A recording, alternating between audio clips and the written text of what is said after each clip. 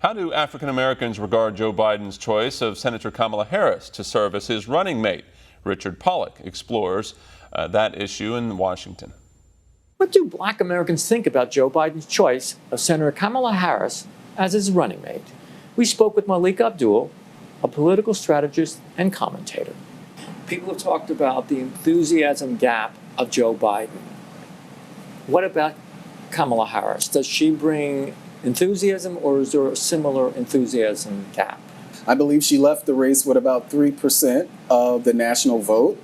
That should tell us that there isn't a lot of excitement around her. There were questions about whether or not she would be able to raise money. We saw that she did not. She had one great moment, and that moment is when she essentially called Joe Biden a racist. It was hurtful to hear you talk about the reputations of two United States senators who built their reputations and career on the segregation of race in this country.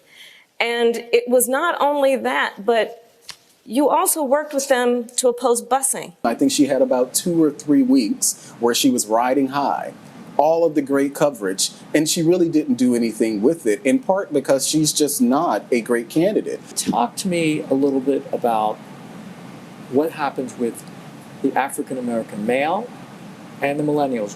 Will they vote for the Biden ticket, or will they vote for Donald Trump? Where are things looking like today? And in Harris's case, a lot of the people, a lot of the Black community, most of their concern about Harris during the primary was the work that she did locking up people of color in California. Granted, that was her job, but it's something that's going to be used against her in the very same way that people have a problem with Joe Biden's 94 crime bill. I think that Donald Trump will probably up his percentage of the Black male vote to maybe about 14, and I think his overall percentage may end up being about 10%, that would pretty much swing the election in his favor.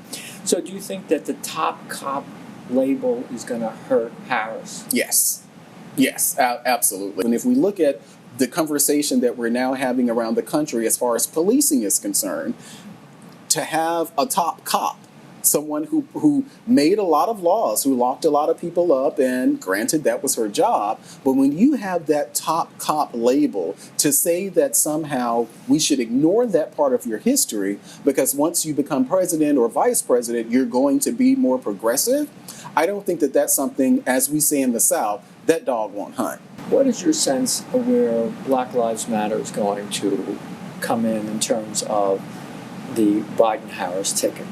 If we listen to the Black Lives Matter leader in Chicago just recently, who defended the rioting that happened on the Magnificent Mile in Chicago, she defended it and she said that this is our reparations. I don't care if somebody decides to loot a Gucci or a Macy's or a Nike, because that makes sure that that person eats. That makes sure that that person has clothes.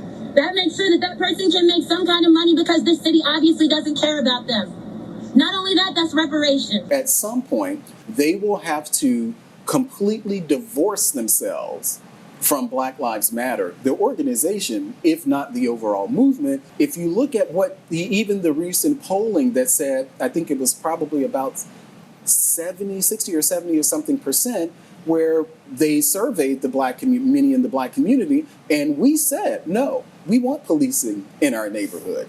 We want to be safe on our streets. I think that Donald Trump will be able to run on a law and order campaign and use that as he's going to weaponize what has happened in the cities with the rioting and comments that Senator Harris and Joe Biden have made. They're going to weaponize that against them, and it's going to ultimately hurt them. For One America News, this is Richard Pollock from Washington.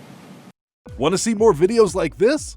Click on the link below and subscribe to One America News on YouTube, and call your cable provider and kindly demand that One America News is added to your lineup. Call and subscribe today.